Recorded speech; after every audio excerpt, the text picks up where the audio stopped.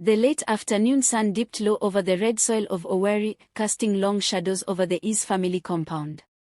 A crowd had already begun to gather beneath the canopy of palm trees, where white tents, gold-rimmed chairs, and jollof rice aromas signaled the start of the long-awaited family reunion. The air buzzed with laughter, music, and the clinking of drinks, yet all eyes turned when a black Prado jeep pulled into the driveway.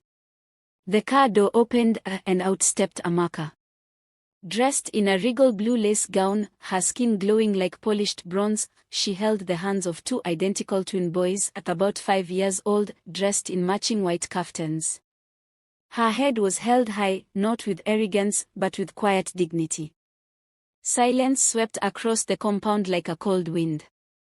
3 years ago, they had driven her out. Amaka had once been the pride of the family.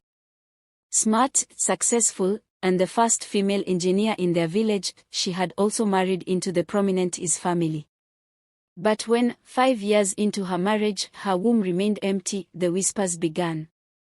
At first, it was silent judgment, long stares at family events, snide remarks masked as prayers. "God's time is the best," her mother-in-law, Mama Is, would say, patting her hand condescendingly. "Maybe you should see that herbalist from Nui. My cousin's daughter tried it, and now she has triplets." Her husband, Chijok, once kind, grew cold. Soon he stopped coming home entirely. Then came the humiliation. At the last family gathering, Amaka was asked, no, ordered to leave.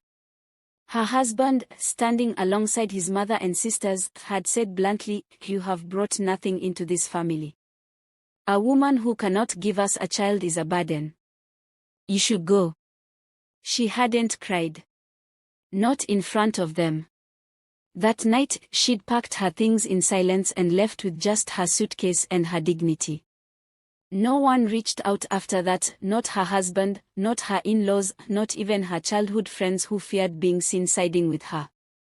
In the span of a year, Amaka went from family jewel to family shame.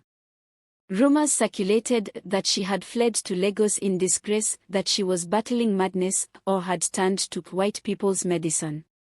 None of it was true. Instead, Amaka did what she'd always done, rebuild. She focused on her career, moved to Abuja, and put her energy into starting her own engineering consultancy. Life was difficult, but not as difficult as the pain of being cast out by those who once claimed to love her. But fate has a strange way of unfolding. 2 years after her exile, Amaka traveled to Kenya for a conference. There, she met Dr. Mwangi, a fertility specialist who spoke softly but carried a fire in his eyes. During a quiet dinner one evening, he told her, "You are not broken. Many women like you have been wrongly blamed. Come. Let us run proper tests." It turned out she wasn't the problem. Chijok, the same man who had cursed her barrenness in public, had a low sperm count and a rare genetic condition. Amaka stared at the medical reports with shaking hands, feeling a bittersweet sense of relief and betrayal. With Dr. Mwangi's help, and using a donor, she underwent IVF in Nairobi. It wasn't easy. The injections, the loneliness, the risks. But 9 months later, she gave birth to 2 beautiful, healthy boys, Kamsi and Kainin. She raised them alone. Now, 5 years later, she stood at the entrance of the same compound that had expelled her, with her sons flanking her like angels of justice. Inside the compound, chairs shuffled, drinks were lowered. The DJ paused the music. Then came a sound Amaka had expected but still stung, Mama Isa's sharp, slicing voice. "Is that Amaka?" The crowd parted. Her former husband, Chijok, was standing near the family table with a glass of palm wine in hand. He looked older, heavier, his once confident eyes dimmed by time and something like regret. Amaka walked in with her sons, her heels clicking against the tiled floor like clock hands marking Judgment Day. "Hello, everyone," she said, calmly. "I hope I'm not late for the reunion." The silence lingered. Then someone, a cousin perhaps, whispered loudly, "Her children." Mama Is stood, trembling. Whose children are those? Amaka smiled gently. Mine. Gasps followed. Some of the women covered their mouths. A few men shook their heads in disbelief. Chijioke took a step forward. They're not mine, he said quickly, eyes darting around. I never said they were, Amaka replied. A ripple of discomfort swept the gathering. No one dared speak. But how? Mama Is sputtered, we all know you were unable. Amaka's voice cut through like a sharpened blade. No, he was. A collective shudder moved through the crowd. Chijioke's face went pale. You threw me out, Amaka continued, without asking questions, without seeking truth. You let gossip, pride, and shame blind you. And look at you now, reunited with the woman you discarded. Mama Is clutched her wrapper tighter. You come here to mock us. I came, Amaka said, eyes fierce, because I was invited. She turned to the family elder, Uncle Okudili, who looked down in shame. Your invitation said, family is everything. I agree. But not all family is blood. Some of it is forged in struggle, in survival. She bent down and gently guided her sons forward. These are my sons. My joy. My proof that I was never the barren one. There was no triumph in her tone, only clarity. A heavy silence fell. It was Kainin who broke it, tugging on Amaka's hand and asking in a small voice, Mama, where is the jollof rice? The crowd burst into uncertain laughter. It was awkward. Human. Healing. A few women approached to admire the twins, complimenting their sharp features and gentle manners. Slowly, the hostility ebbed, replaced with murmurs of apology and small, reluctant smiles. Chijioke stayed back, shame burning on his face. He couldn't meet her eyes. Amaka didn't wait for an apology. She didn't need it. By evening, the sun dipped below the trees. The children were running around with balloons, and high-life music had resumed. Amaka sat under a canopy, sipping zobo, her sons asleep beside her. A young woman, Yujanwa, one of the cousins who had once avoided her, came and sat beside her. You are brave, she said softly. You didn't have to come back. Amaka looked at her, thoughtful. I didn't come back for them. I came back for me. To show my boys that silence is not strength. That when someone wrongs you, you don't need revenge. You just need to live better. Yujanwa nodded slowly. I wish I had your courage. Amaka reached for her hand. You do. You just haven't used it yet. As the moon rose and lanterns flickered across the compound, people began to leave, bellies full and hearts stirred. Amaka rose, waking her sons. As she led them toward the car, Mama Is, now alone and sitting with her walking stick, called out. Amaka. She turned.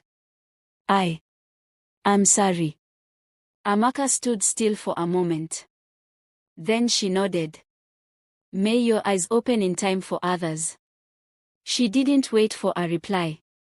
As the car drove away into the quiet night, the twins sleeping in the back seat, Amaka felt no need for closure. She had rewritten her own story, not with bitterness, but with resilience. And that was the real reunion. Weeks passed after the reunion, but the ripple effect of Amaka's return continued to stir conversation across Owerri and beyond. For the first time in years, Mama Is found herself alone with her thoughts. She watched the neighborhood children play in the compound, their laughter carrying across the courtyard, and each time, her heart ached. Not from jealousy, but regret. She had judged Amaka with the same cruelty that had once been used against her by her own in-laws decades earlier. In chasing tradition and family pride, she had become the very thing she once despised, the gatekeeper of shame. Meanwhile, Chijioke's own downfall continued to brew. Without Amaka's presence and financial support, his once prosperous boutique business had collapsed. His second marriage, hastily arranged with a younger woman who bore him no children either, was now hanging by a thread. He began to drink heavily.